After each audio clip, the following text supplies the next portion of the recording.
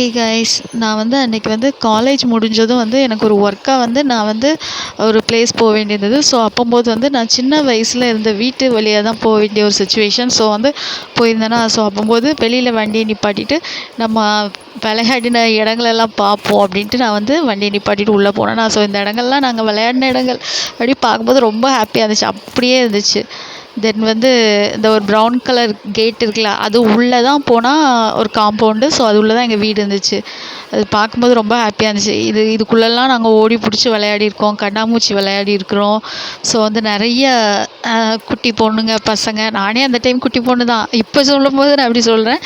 So அந்த இடங்கள்லாம் நல்லா விளையாடிருக்கோம், டான்ஸ் பண்ணுவோம். ஸோ அந்த மாதிரிலாம் ஹாப்பியாக இருந்துச்சு. அப்புறம் அதாவது மார்னிங் எந்திரிச்சோடனே இங்கே வர்றது தான் என்னோடய வேலை. எங்கள் மம்மி கூப்பிடுற வரைக்கும் இங்கேயே தான் விளையாடுறது. வீட்டுக்கு போய் நல்லா திட்டு வாங்குறது, சாப்பிட்றது கிடையாது. ஒரே விளையாட்டு தான். ஸோ இந்த வழியாக அப்படியே போனோன்னா, ஸோ இந்த சைடு அப்படியே தான் இருக்குது வீடுகள்லாம். அப்படியே பார்க்கும்போது ஏதோ ஒரு ஃபீல் ஆணுச்சு. அப்படியே அந்த ஞாபகம் வருது சாங் மாதிரி. அந்தளவுக்கு சூப்பராக ஒரு ஃபீல் ஆணுச்சு.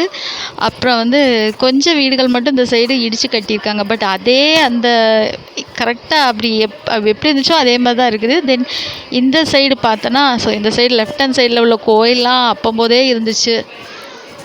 அதுக்கப்புறம் அப்படியே போயிட்டுருக்கையில் இந்த சைடு உள்ள அந்த வேப்ப மரத்துக்கு கீழே உள்ள வீடுகள் அப்படியே தான் இருந்துச்சு. தென் ஆப்போசிட்டில் உள்ள வீடுகள் தான் நிறைய இடித்து கட்டியிருக்காங்க.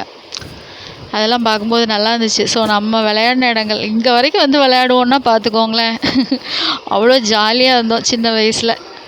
இங்கே எங்களோட ஒரு மிஸ்ஸு உண்டு, 3rd ஸ்டாண்டர்ட் மிஸ்ஸுங்க தான் இருந்தாங்க. அவங்க வீடையும் இடிச்சிட்டாங்க. தென் இந்த இடிஞ்சு கிடக்கு பார்த்தீங்களா, இந்த வீட்டில் தான் நெல்லிக்காய் மரம் உண்டு, இந்த புளிப்பு நெல்லிக்காய். ஸோ நான் ஒரு 1 ரூபி எடுத்துகிட்டு போய் அங்கே போய் வாங்குவேன்னா நிறைய கொடுப்பாங்க. ஸோ ஜாலியாக இருந்தோம். ஸோ அதெல்லாம் இப்போ கிடைக்காதில்ல.